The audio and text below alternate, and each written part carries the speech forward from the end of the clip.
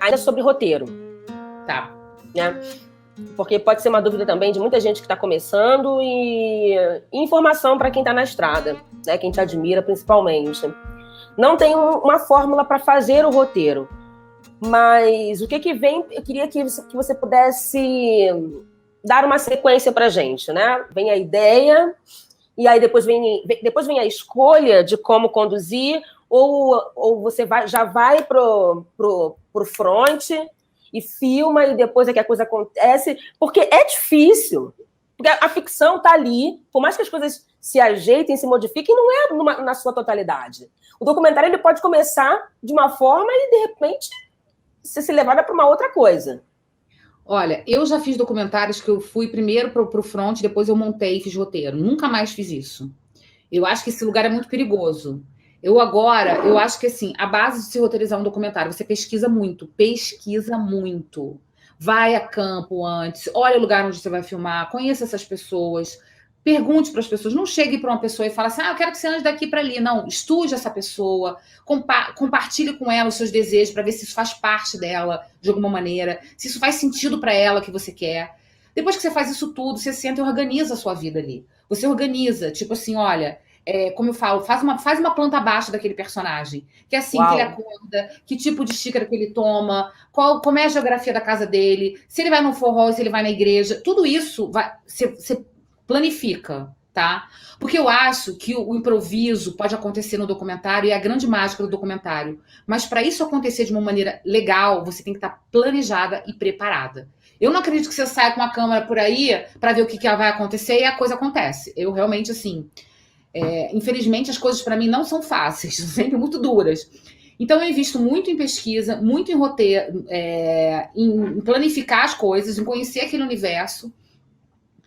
E eu planejo o meu dia. Eu falo assim, como eu conto a história desse personagem? Para mim é importante dizer que ele usa só sapato sem cadarço e que ele só toma água gelada e nunca morna. Aí eu vou decidindo aos poucos. E vou decidindo também como filmar. Eu não gosto de filmar um monte de coisa para depois ver o que eu faço.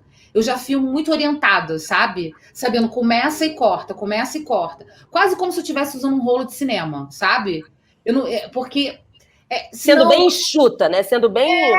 eu acho que tem a ver com uma precisão. Eu acho que eu só consigo fazer tantos trabalhos ao mesmo tempo porque tem um pouco dessa organização.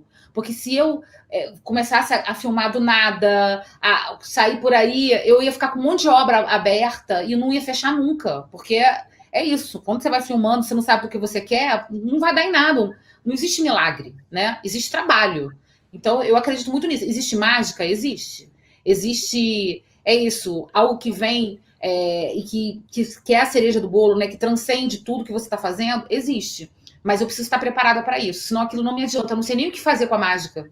Então, assim, se prepare, pesquise, organize seu personagem, conheça ele de fato, acorde com ele as coisas, sabe? No meio de um set, não fica dirigindo o diretor de fotografia na altura, falando faz isso, faz aquilo. Não, respeita, conversa com a sua equipe antes, se comunique no olhar, respeite o personagem, o cara tá ali solidariamente, generosamente para você. Então, se respeita esse encontro. Acho que isso porque as pessoas tendem, né, a respeitar pessoas, autoridades e tal. Quando chega, de repente, numa casa mais humilde, vai apontando a câmera para todos os lugares. Não é assim.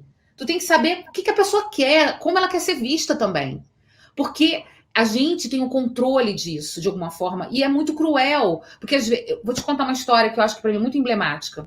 Eu estava fazendo Positivas, na pesquisa do Positivas, e eu estava 1 ano frequentando aquele grupo lá de apoio, conhecendo várias mulheres, e ficando amiga delas, obviamente, e elas sabiam que eu estava ali para isso, e uma delas chegou para mim e falou assim, Suzana, eu quero muito ser personagem do seu filme, porque eu acho que vai ser uma grande oportunidade da minha família saber que eu tenho HIV.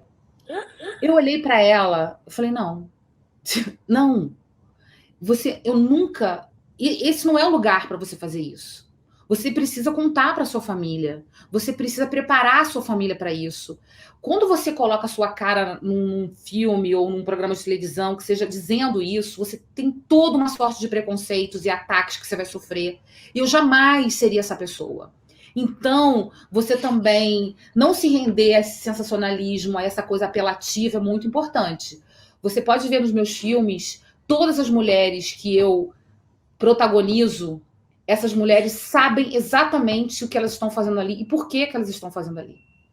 E elas vão aguentar o tranco caso alguma coisa aconteça, porque eu jamais seria essa pessoa de colocar alguém, e eu vejo muitos documentaristas fazendo isso. Porque você precisa passar o domínio sobre a imagem da pessoa, você precisa dizer para a pessoa a real. A gente sabe o que é a exposição. Aquela pessoa, às vezes, por inocência, por um envolvimento com você, por um até certo desejo de ter visibilidade, ela embarca. Só que ela fica, cara, você vai embora fazer outro filme. E ela fica, às vezes, em frangalho, sem saber como lidar com aquela situação. E, obviamente, essa pessoa não participou do meu filme, ficou minha amiga, entendeu o que eu disse, e depois ela conversou com a família dela e ela entendeu que seria realmente... Né, não seria nada bonito. Ela achava que seria uma grande oportunidade. Não, isso não é oportunidade. A televisão e o cinema, ele não pode estar a serviço disso, né? Ele tem que estar a serviço de outra coisa. Então, eu acho que essas escolhas são muito importantes de se fazer, e esse acho que é um processo que está na pesquisa, que está no roteiro, que são essas escolhas, são os dilemas éticos que surgem e que a gente precisa reagir e decidir, de acordo com a consciência de cada um. Shirley, eu estou falando aqui algo que serve para mim. Não sei se serve para você ou serve para outras pessoas, não é uma fórmula. É a maneira como eu me sinto mais confortável, sabe?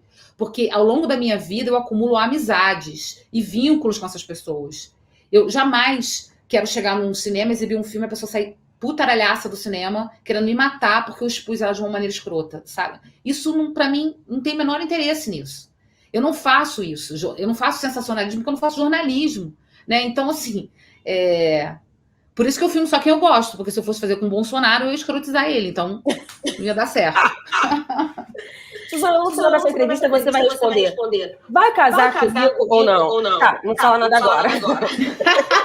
Tô saindo daqui mais apaixonada do que eu entrei. Bom, ainda pensando nessa sequência, queria falar um pouquinho de montagem. Tá. Você se tranca na ilha de edição com o seu montador... Ou ele já te conhece muito, ou queria falar um pouquinho desse processo, porque, né, até o último, né, enfim, porque a montagem também, ela dá o toque do filme, ela estraga o filme, ela levanta o filme.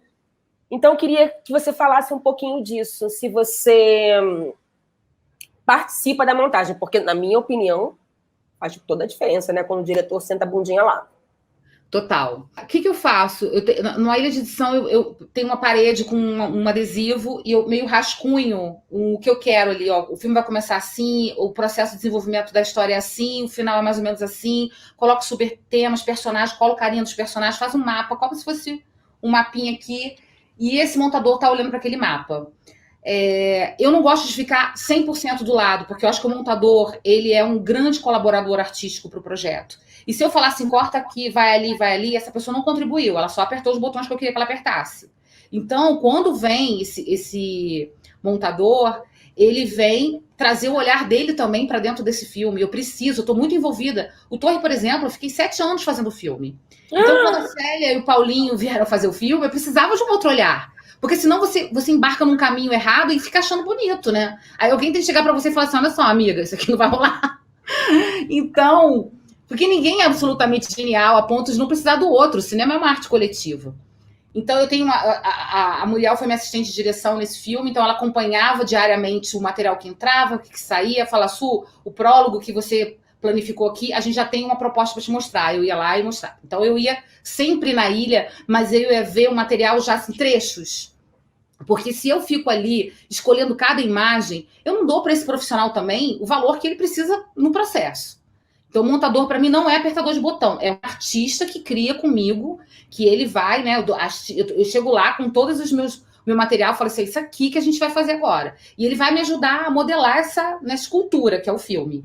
Então, é uma grande colaboração. eu sempre... E aí eu ia mudando. Às vezes eu vi o corte e falava assim, não, apaga tudo isso aqui, vamos mudar essa personagem de cá pra lá, vai pra cá, pra cá. E aí ele me apresentava essa montagem, com essa proposta, sabe? Eu acho que dar espaço para esse profissional é fundamental.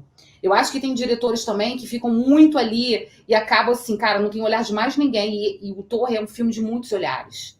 E eu acho isso muito rico. Eu acho que o papel do diretor não é tomar todas as decisões unilateral. Eu acho que é saber ouvir. O bom diretor, para mim, é aquele que sabe ouvir a equipe. Eu sempre, quando entro na van, depois que eu faço uma entrevista, eu pergunto pro operador de som assim, e aí, o que você achou? Pô, o cara tá ali só pra tecnicamente ver se o som tá bom, mas a opinião dele me importa. Ele falou, pô, eu gostei muito daquela parte assim, eu já noto. Aquilo pra mim, já vou olhar com outro olhar, entendeu? Assim, somos todos criadores. E poder ouvir o assistente, o logger, o diretor de fotografia, mesmo quando tá falando de conteúdo, não só de luz, é importantíssimo. Então, eu acho que a gente ganha muito quando a gente ouve. E eu ouço muito montador. Uau! Bom, se me der confiança, nunca mais eu termino essa entrevista. Mas eu não quero deixar de tocar em 2 pontos. Primeiro, legítima defesa. Minha filha, que é aquilo? Porque, assim, tô rindo de nervoso. Porque o que acontece? Você nos apresentou um lado que a gente não pensa. A gente não pensa que é a mulher indo às vias de fato, que matar o seu companheiro para que a vítima fatal não seja ela. Ah, cara, do legítima defesa eu quero saber tudo que você puder me contar. Tudo, tudo. Como é que chega até você? Então, e como é que vai? Esse filme chegou o seguinte, Leda e Sara Stoppazoli, são 2 irmãs, faziam pesquisa sobre esse assunto e elas tinham uma investigação, tinham acesso a essas personagens, elas me convidaram para dirigir esse filme. E aí, quando eu tive contato com essas histórias, eu fiquei muito fascinada por tudo aquilo e querendo... querendo mergulhar fundo nesse assunto. E com muito... Algumas pessoas falam assim, não, mas você vai fazer isso, as pessoas vão criminalizar ainda mais essas mulheres, você acha que vai ser bom para o ponto de vista das mulheres? Eu tenho uma opinião muito, muito feminista sobre isso, porque até o lugar do crime é um lugar do masculino, a mulher, esses espaços, eles são tão... colocam a mulher num lugar... Eu acho que as mulheres têm que poder fazer qualquer coisa que elas quiserem, enfim. Mas eu queria falar um pouco sobre esse adoecimento, porque assim, quando eu descubro que apesar de elas terem matado seus maridos, elas continuam muito vítimas, e você vê isso no filme, elas mataram, elas foram algozes daqueles homens que torturavam elas né, durante muito tempo, mas elas continuam. Você vê os homens que matam as mulheres, aí eu tenho que falar, por exemplo, o goleiro Bruno. Ele tá jogando futebol, ele tá querendo... A mulher, ela se sente num lugar de culpa tão grande, e principalmente quando envolve filhos, né? Tem uma frase no Legítima, assim, eu matei o amor da minha vida. E vários momentos a gente teve que parar a entrevista para chorar junto, e eu falar, não, cara, esse cara não era legal, sabe? Porque até naquele momento, aquela mulher, a cabeça dela fala assim, cara, eu fiz uma coisa muito errada, muito errada, muito errada. Assim, eu não conheci nenhuma mulher que tivesse matado o marido e tinha falado, batido no peito, fiz porque ele mereceu. Isso e vale ressaltar que todas elas foram absolvidas. Todas foram absolvidas. Mas você vê, nenhuma bate no peito e diz, eu fiz mesmo. Nenhuma. Tipo, elas falam com a voz assim, era ele ou eu e meu filho, eu tinha que proteger. Sabe? Eu fico arrepiada só de pensar, de verdade. Nossa. A complexidade de ser mulher, mesmo quando você reage, mesmo quando você sobrevive. Então, a gente precisa refletir muito sobre isso.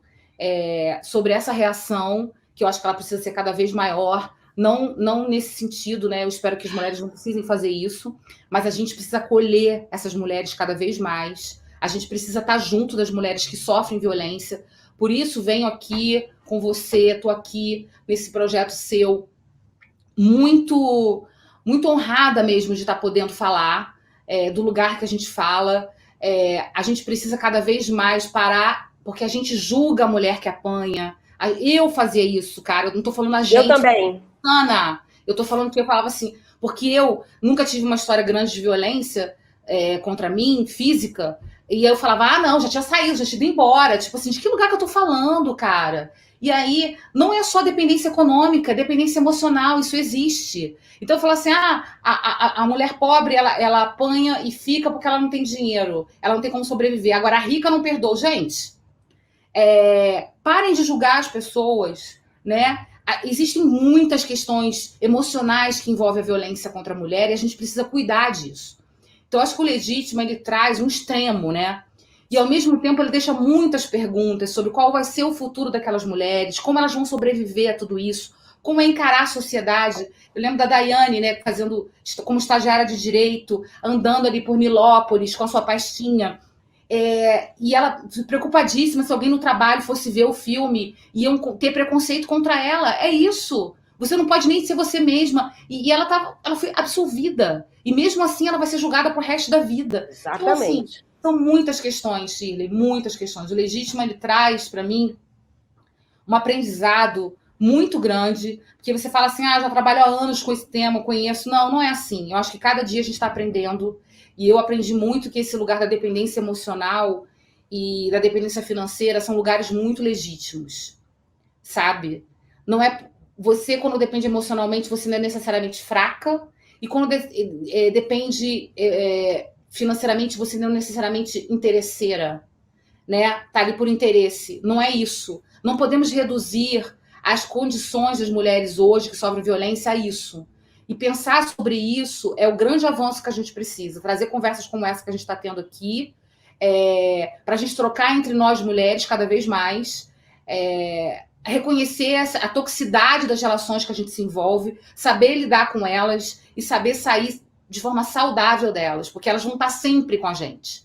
Porque o sistema machista está aí. E cada vez que a gente cresce, cada vez que a gente avança, a força reativa é mais forte. Então não espere que a gente ocupe espaços de poder e que a gente seja aceita. Eu lembro muito assim, quando eu fazia os meus documentários com meus orçamentinhos baixos, não sofria muito machismo no mercado audiovisual. Quando eu passo a dirigir grandes séries de ficção com orçamentos altos, eu já estou ocupando um espaço que é do macho branco hétero, sabe? Aquele cara que é um homem que toma conta desses grandes orçamentos, não são as mulheres. Então aí, eu já não sou mais tão querida, sabe? Eu já estou num espaço de competitividade. Então, é sobre isso que a gente tem que refletir. Que somos mulheres. Temos diferenças imensas entre nós, mulheres negras, mulheres LGBTQs, né, abismos, né, de diferenças, mas a gente precisa saber que as nossas vulnerabilidades podem ser nossas forças se a gente consegue acolher e olhar uma para outra sem julgamento, sabe? E com acolhimento. Eu acho que a grande lição para mim do Torre das Donzelas é a sororidade. O que elas fizeram quando elas estavam num momento mais difícil, que é esse momento que a gente está vivendo agora? Elas trocavam. Você sabe inglês? Ensina para ela que não sabe. Você sabe geografia? Ensina para ela. Você nunca viu a sua xoxota? Veja, se conheça. É isso que a gente está fazendo. A gente não pode estar juntas por uma questão de pandemia, mas a gente está aqui trocando conhecimento através de uma tecnologia. Isso é transgredir, né? Também. Isso é buscar supervivência no momento em que a gente está querendo sobreviver. Então, é isso que a gente tem que fazer, acolher e nos acolher mesmo, e nos amar profundamente. Mesmo que temos diferenças, mesmo que a gente tenha que brigar no meio do amor, enfim. Eu só acredito nisso. Eu tenho muita dificuldade em dizer qual é o seu filme mais forte, o melhor, mais importante. Eu tenho muita essa dificuldade. E vocês vão ter o prazer de acompanhar durante a mostra Calibre 180. Mas é possível, assim, dizer que, em termos de aprendizado, o Legítima Defesa é o que mais... Para você, tá? É o que mais te ensinou, de alguma forma? É difícil dizer isso, porque os filmes são como filhos. E filhos, você ama todos, né? Cada um te ensina de um jeito. O Positivas me ensinou quando a Silvinha, que foi uma mulher que só teve um cara na vida dela, esse cara passou HIV para ela, porque ele transava com homens e não dizia para ela. E ela falou assim, cara, eu tô aqui com 2 filhos pequenos, tô com HIV e esse cara tá morrendo. E ela disse assim, eu posso fazer duas coisas: ficar muito puta com ele, mandar ele embora, e posso dizer assim, esse cara, ele foi sempre um marido muito legal comigo, e ele é um excelente pai, eu vou cuidar dele até o fim da minha vida.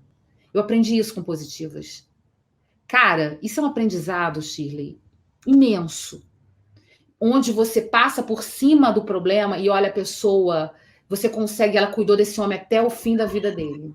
O que eu aprendi com a Marli, eu fiz uns 5 filmes com a Marli do Porque Temos Esperança. Fiz Promessas Partidas, cara, fiz um monte de filme com ela. O que essa mulher me ensina sobre afeto, aquela cena onde o preso vai registrar o filho, o padrasto se oferece para registrar ele, para mim, eu arrepio só de pensar. É demais. Pode estar muito miserável, mas se você tem afeto para dar, eu vou te dar o meu nome, cara. Isso é muito transformador. Então, o que as mães de Maio me ensinam sobre força, sobre perder um filho, que é a coisa mais preciosa do mundo para você, e você ir à luta, cara, e você não deixar que matem a memória do seu filho, é algo que me ensina muito. Quando eu ouvi a Nilce Fran, que é uma passista da Portela, dizer assim, eu estava num avião indo para a Europa, as pessoas achavam que eu queria casar com um gringo, eu voltei, e eu falei assim, eu vou voltar e vou dizer para aquelas meninas que elas não são objetos sexuais, que elas podem transformar a vida, elas podem ser donas dos seus corpos, elas podem botar um biquíni, fio dental, rebolar, e ainda assim ter o controle da sua vida. Cara, eu aprendi muito. Então, assim, eu sou incapaz de te dizer qual o filme que eu aprendi mais. Óbvio, são aprendizados diferentes, profundos, e desde perdão, a autoconhecimento, autocuidado, afetividade, sobre acolhimento entre mulheres. Cara, eu só aprendo. Então, assim, é impossível para mim dizer. Eu seria muito injusta com todos os meus personagens, as histórias, falar óbvio que Legítima me marcou, mas você tem ideia do nível de é isso, de potência, de troca que tem nesses filmes para mim? E eu sou atravessada por isso. Eu não tenho uma entrevista com a Débora das Mães de Maio, que é a líder das Mães de Maio, que eu não tenho pro banheiro chorar, me sentindo uma merda. E ao mesmo tempo, voltando e agradecendo o privilégio de conhecer ela, olhar no olho dela, entendeu? Que privilégio que a vida me deu. Então, assim, o Legítimo é um super aprendizado. E é um aprendizado muito sobre essa pandemia de feminicídio que a gente vive. Mas eu só consigo aprender, e só consegui aprender e ouvir as mulheres no Legítimo porque eu passei pelas outras também, entendeu? Eu passei por tudo isso. Então... Ô, Jesus. Você sabe, vamos contar uma coisa que aconteceu ontem na entrevista da Dilma, super spoiler aqui, que vai ser um especial do Canal Brasil. Olha o que essa mulher disse ontem na entrevista. Eu falei, Dilma, você que ficou lá presa na merda aqueles tempos todos, o que você diz pra gente agora, pra gente sobreviver a tudo que a gente tá vivendo? Ela falou assim, um preso, ele só precisa de um grampo pra ele furar a parede e fazer uma janela. Olha isso. É isso que a gente tem que fazer agora, Shirley. A gente só precisa de um grampo para mudar a história. E a gente precisa ter consciência disso. Então, aprender todos os dias que, às vezes, você quer muitos recursos para fazer algo, mas é isso. Às vezes eu preciso de olhar para você com a tua blusa amarela, com esse teu cabelo lindo, e saber que você está aí do outro lado, que a gente está trocando essa energia. E isso vai mudar, isso transforma as coisas. E a gente tem que aprender a valorizar isso. Então, assim, vamos pegar os nossos grampos e fazer as nossas janelas. Vamos. Eu quero te fazer uma pergunta para a gente pular para o último bloco. Se a gente tem a Lei Maria da Penha, se a gente tem as DEANs, as Delegacias da Mulher, se a gente tem os aparatos telefônicos 180, 127 Ministério Público, e o Brasil é muito grande, né? Cada estado tem o seu, a gente tem o 90 da polícia. Parece que a gente tem tudo para que as mulheres parem de morrer. Por que a gente continua morrendo cada vez mais, na tua opinião? Vamos voltar um pouquinho na história. O Brasil, quando os portugueses chegaram aqui, as índias foram estupradas por esses homens e completamente dominadas por eles. Assim a gente se estabelece como nação. Depois as negras. Depois as negras, que têm os filhos bastardos e tal. Nós somos uma nação, culturalmente, historicamente, feita por desrespeito total às mulheres. A gente sabe disso. Mulher no Brasil, durante muito tempo, e ainda para muita gente, é um ser de segunda categoria, né? Quando uma mulher, até hoje, precisa provar na justiça que aquele cara é pai do filho dela, que a voz dela não tem importância, não tem credibilidade, é algo muito sério. Então, por mais que a gente avance, A gente tem pouquíssimas mulheres, por exemplo, na política hoje. A gente teve uma presidenta na política que sofreu o que sofreu. Imagina, ela, presidente da República, imagine todas as mulheres do Brasil. Então, a gente vive, só para resumir, um sistema patriarcal, machista, muito estruturado. Assim como existe o racismo estrutural no Brasil, existe o machismo estrutural. E esse machismo acha que nós somos pessoas de segunda categoria, que nós podemos... não quer ficar comigo, vai morrer. Não quer fazer do jeito que eu gosto, vai morrer. Não sei o quê. E há uma impunidade enorme, porque o sistema jurídico desse país é um sistema machista também, né? Aquela defensora do legítima defesa é uma exceção, porque ela é uma defensora real, né? A juíza, a promotora, Sim. A defensora são reais. Então, é um sistema onde os homens, né, eles se apoiam também, se acolhem, né? Então, é muito complicado. E tem toda uma questão também, que eu acho que um Brasil que tem uma cultura judaico-cristã muito arraigada, a mulher né, aquele ser que enganou Adão, sabe? Tem tanta coisa por trás, tem tanta subjetividade por trás disso, Shirley, que seria impossível eu te falar numa única frase. Eu acho que o que eu tenho feito ultimamente é estudado muito para tentar entender isso. Né? Fui estudar direitos humanos, fui estudar filosofia, estou fazendo mestrado em psicanálise. Cara, eu busco conhecimento para poder conseguir respostas. Mas são muitas coisas, são muitas esferas que a gente precisa quebrar. Então, acho que vem de tudo isso. E acho que é muito fácil falar, porque é falta de grana, porque não sei o quê. Não, é muita coisa.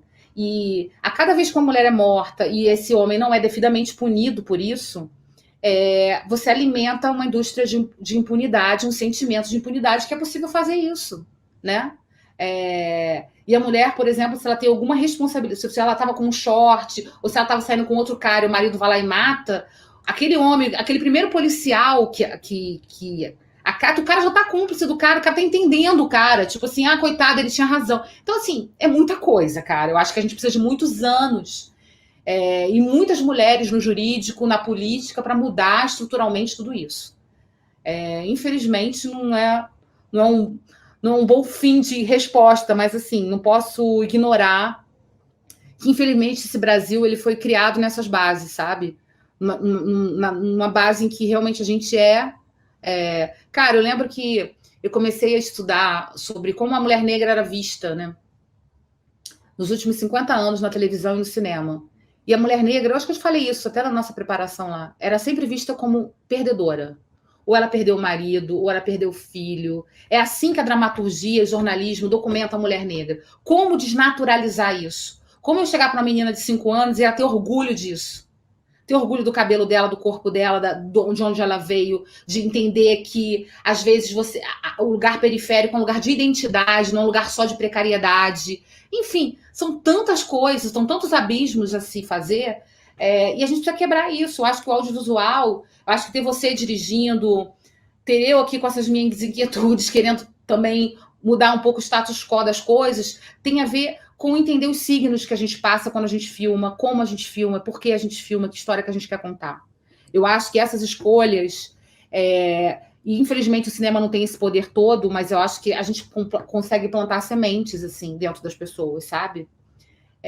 E a gente pode tentar, pelo menos no audiovisual, que para mim, aqui no Brasil, é um lugar de muita educação, é um lugar que as pessoas... Né, são criadas diante da televisão, né, os filmes acho que a gente pode mudar alguma coisa, sabe? A gente pode tentar dizer que a Débora, apesar dela ser uma mulher negra que perdeu o filho, ela é uma mulher que viajou o mundo depois, é uma mulher que se empoderou, que ela foi falar ela conhece justiça, que a Úrsula, apesar de ter vivido muita violência, ela se formou em direito, foi buscar, agora ela vai defender outras mulheres. É isso, a gente precisa mudar esse lugar.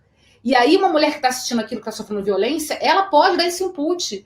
E eu só acredito nisso. Eu não acredito que os homens vão fazer um dia uma lei que vai proteger a gente. Desculpa, não acredito. Eu só acredito que a gente pode mudar isso. E a gente tem que se potencializar uma a outra. Porque só nós podemos mudar isso. Infelizmente. Mais uma vez, está nas nossas costas. E a gente precisa ser muito forte. Acolher nossas vulnerabilidades também. Para poder conseguir mudar alguma coisa. Uou! Bom...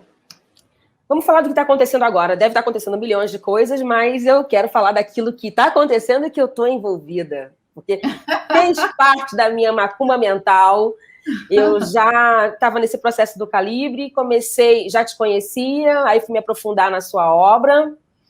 E aí, de repente, volto para São Paulo, o mercado começa devagar a se aquecer, né, Suzana? Que a gente não tem nem tempo de falar de pandemia, porque também, se a gente ficar mergulhado nessa história, parece que a gente se enfraquece, né? A gente tem que continuar olhando para frente, trabalhando.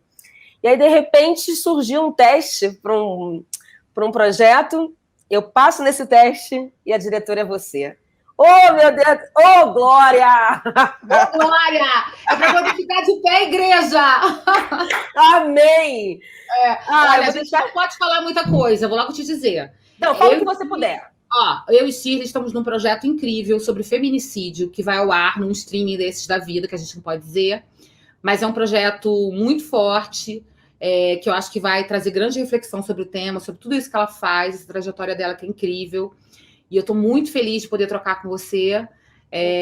Eu acho que é isso. Em breve a gente vai poder talvez voltar aqui para falar mais profundamente sobre a sua personagem e sobre tudo que acontece na história que você está envolvida. Mas é isso, cara. É isso. Nós estamos chegando lá. Nós estamos chegando lá com as nossas experiências, nossa vivência. Então, é isso. Mas olha só, uma coisa que eu quero falar dentro dessa temática que a gente não pode falar agora, que é ficção, ok? Tá. Né? Então, só para fechar... queria que você falasse um pouco do mecanismo da ficção, porque você sempre está ali no front real, mas também você faz muitas coisas de outras temáticas e também com essas temáticas dentro da ficção, que é o caso agora desse projeto que a gente está. Queria que você falasse um pouquinho dessas dinâmicas, né? Diferentes. A primeira série de ficção que eu fiz foi o Rotas do Ódio, que foi uma série que eu criei, que eu escrevi, e que foi baseado num documentário meu chamado Intolerância.doc. Que é isso, se você não conhece ainda. Que é sobre crimes de intolerância, que é uma coisa que no Brasil não se falava, hoje em dia, tá? Dá mais do que banana, entendeu? No mato. Coisa impressionante. As pessoas estão sentindo a vontade, né? Para ser racista, para ser homofóbica, tá uma beleza. Sim. E aí, eu achei insuficiente o material. Eu tinha uma puta pesquisa e o material do meu documentário ficou muito insuficiente. Eu resolvi escrever, botar na ficção essa série. A gente fez 4 temporadas, a gente tem aí com perspectiva de fazer outras, a gente está muito feliz por isso. Obviamente eu ia fazer ficção, mas também dentro dos temas que eu preciso dizer, eu não consigo fazer ficção, comédia romântica ainda. Eu quero chegar lá, mas ainda estou num lugar que eu preciso falar de coisas realmente que para mim estão gritando hoje na sociedade. Sim. E acho que a minha trajetória como documentarista me ajuda muito nessa questão da ficção. Primeiro, assim, na composição dos personagens, na caracterização desses personagens. Ontem mesmo a gente estava provando o figurino e a maquiagem da tua personagem. E eu falei, o cabelo dela vai ser black. Eu falei, vai ser black. A roupa, ela vai usar manga comprida? Não vai usar manga comprida. Tipo assim, porque eu frequento esses lugares. Eu sei, assim, tem um trabalho de campo que eu falo, eu tenho uma vivência de rua, eu tenho muito orgulho dessa vivência de rua. Eu não sou uma diretora de escritório que fico escrevendo. Toda a diferença, não tem conversa. Depois eu vou para um set com ar-condicionado, eu fico dirigindo pessoas. Nunca fiz isso, nem tem interesse. Aliás, a nossa série vai ser filmada basicamente todas em locações reais. Eu gosto disso, eu gosto da rua, eu conheço a periferia de São Paulo, eu conheço a periferia do Rio de Janeiro, eu conheço a periferia da Bahia, do Nordeste, eu conheço as pessoas e tenho real interesse por elas, então isso na ficção ajuda muito, que às vezes o roteirista vai e escreve uma coisa falando, cara, tira isso, menos aqui, olha, isso aqui não tá, então... Eu acho que toda essa experiência só me ajuda na ficção. E a ficção ela ficando cada vez mais colada com a realidade, que eu acho muito bom. Acho que é um outro ritmo, uma outra linguagem, mas o quanto de sujeirinha de rua que você puder trazer, sabe? Daquela poeirinha que falta às vezes. Você vai ver uma série, ela parece uma publicidade, né? Você está numa comunidade do Rio de Janeiro, todos estão com a pele sem nenhum óleo. Posso falar uma coisa? Uma vez eu fiz um filme, que eu não vou falar, se eu der uma pistinha já vão descobrir. Fiz um filme no universo do samba, que aquele diretor, com certeza, ele não se deu o trabalho de um ensaio numa quadra. Assim, era nítido. E aí ele delegava as coisas, eu abaixava a cabeça e tinha muita vergonha de ter que executar aquilo. Eu dava um jeitinho de executar, eu dava um jeito de colocar uma tinta preta, eu dava um jeito de colocar uma periferia, eu dava um jeito. De colocar verdade, né? Um pouco de verdade. Mas, assim, ele falava coisas, o negócio tinha que fazer B, ele falava Z. Eu falava, cara, desse cara eu nunca esqueci para trabalhar. Para nada, entendeu? Principalmente como atriz, sabe? Pois é, e você escutar o ator também, né? Eu acho que as pessoas confundem muito o lugar do diretor como lugar de poder e de onipotência, onisciência, né? O cara sabe tudo. Não. Você só tá como um maestro ali, de alguma maneira, mas você não sabe tocar todos os instrumentos, entende? Sim. Então, você precisa ouvir o diretor de fotografia, você precisa ouvir o ator. Se a frase faz sentido na sua boca, você falaria isso, sabe? Cara, é básico. Eu acho que é isso. É tão mais fácil ouvir, né? É tão mais fácil. Mas as pessoas confundem isso com outras coisas, com fraqueza, porque o modelo de poder do diretor é um modelo muito estabelecido em códigos que realmente eu não me reconheço, né? Eu não tenho interesse em estar nesse lugar como diretora. Eu tenho interesse na realização, mas nesse espaço de poder, da verticalidade desse poder do diretor, não me interessa, não aproveito. Eu gosto de ficar em companhia, sabe? Trabalhar na horizontal, porque a verticalidade te deixa sozinho ali com as decisões, com tudo. E quando você está na horizontal, as pessoas vão com você. É o grupo que ganha ou que perde, mas tá junto, né? Então eu tento trabalhar isso e tento deixar que as pessoas não confundam isso com esse mole, sabe? Porque sim, tem isso. Diferentes. Ainda sendo mulher. Nossa, nem se fala. Nossa. Quando você olha para o lado, o diretor de fotografia, e tá decidindo por ele o que ele vai fazer. Eu falo, opa, volta aqui. Eu quero te ouvir, a gente vai negociar, né? Mas não é assim como a banda toca. Ai, Suzana. Bom, para finalizar, só assim, nunca mais eu vou finalizar com você, eu quero deixar bem claro. Não existe finalizar nunca mais entre a gente. Eu queria que você convidasse as pessoas que te adoram e que curtem o seu trabalho e que não te conhecem, enfim, e que estão assim...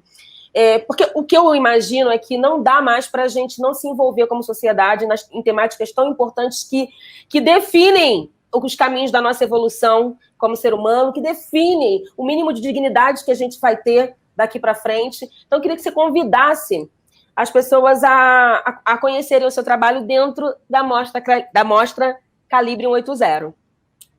Então, pessoas, eu muito honrada de estar aqui sendo convidada por essa deusa Shirley Cruz, dentro desse projeto tão incrível que é o Calibre 180, para poder mostrar os meus trabalhos. Queria muito que vocês assistissem os filmes que ela está vendo e que ela está escolhendo também, que ela está querendo colocar na mostra. Não tenham medo de ver assuntos difíceis. Não se aliene dos problemas sociais do Brasil. Eu sou uma pessoa muito otimista, eu sou uma pessoa muito feliz, apesar de lidar com esses temas. Então, isso me atravessa, mas essa raiva, ela traz uma alegria como forma de resistência. Eu não fico abatida, eu fico altiva e querendo brigar. Eu acho que isso é maravilhoso. Então, assista esses filmes para você se indignar também, para você se inquietar também. Não para você deprimir, mas para você reagir, né? Para que a gente seja um coro ainda maior. Então, acho que a Shirley está fazendo essa curadoria. Provavelmente vocês vão ver filmes muito interessantes. Eu espero que vocês curtam. Se vocês quiserem me adicionar nas redes sociais de vocês, mandarem críticas, pode me esculhambar também, não tenho medo de crítica. Mas se quiser mandar amor, eu aceito. Amor, notícias boas. Amor e notícias boas. E é isso, cara.